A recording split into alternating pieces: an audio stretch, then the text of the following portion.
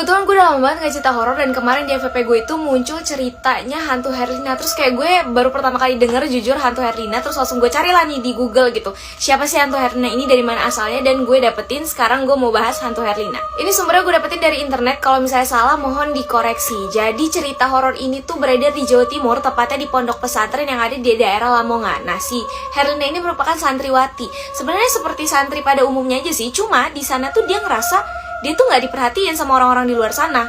Di luar sana maksudnya di pesantren itu. Jadi dia melakukan cara agar bisa mendapat perhatian. Nah, caranya inilah yang salah.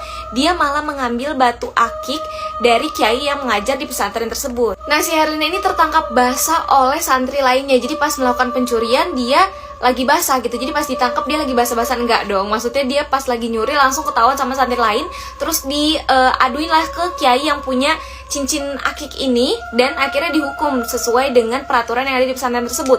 Karena merasa takut akan hukuman yang dia dapetin, si Herlina ini akhirnya kabur dari pesantren tersebut. Namun naasnya saat perjalanan kabur, Herlina ini tertabrak oleh mobil dan meninggal di tempat. Pihak pesantren tidak mengetahui kepergian Herlina, cuma orang tuanya ini mendapat kabar saat anaknya ini meninggal, apalagi dalam keadaan kasus di mana anaknya ini dituduh mencuri gitu. Jadi orang tuanya nggak terima gitu. Nah, karena nggak terima, orang tuanya ini akhirnya pergi ke dukun ilmu hitam yang konon katanya bisa membangkitkan orang yang sudah meninggal. Jadi orang tuanya Herlina ini minta agar Herlina ini dihidupkan kembali untuk membalaskan dendamnya. Akhirnya dibawa ke pesantren, ya singkat cerita udah nih hidup lagi, terus habis itu dibawa ke pesantren.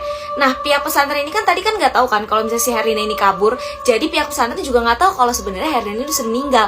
Dan yang datang situ adalah arwahnya Herlina yang gue nggak ngerti, dia nggak paham, pokoknya berwujud Herlina, padahal Herlina udah meninggal.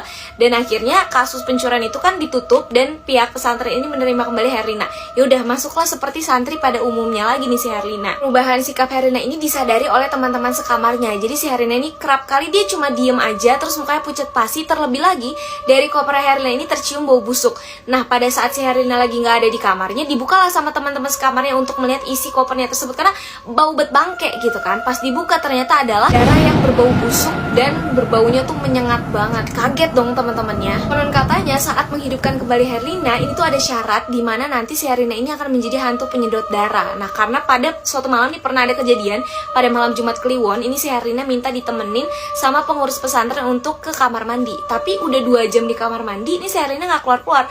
Pas dipanggil juga nggak nyaut-nyaut. Akhirnya curiga dong. Akhirnya didobrakkan pintu kamar mandi itu, dan ternyata mereka terkejut karena yang mereka dapatkan itu bukan Herlina, melainkan sesosok wanita bertaring yang sedang menyedot darah. Si santri tersebut kaget dan lari melaporkan kejadian tersebut kepada sang kiai. Akhirnya sang kiai ini memburu hantu Herlina ini dan dimasukkan ke dalam botol. Kemudian botolnya dibuang, berharap tidak satupun ada orang yang menemukan botol tersebut.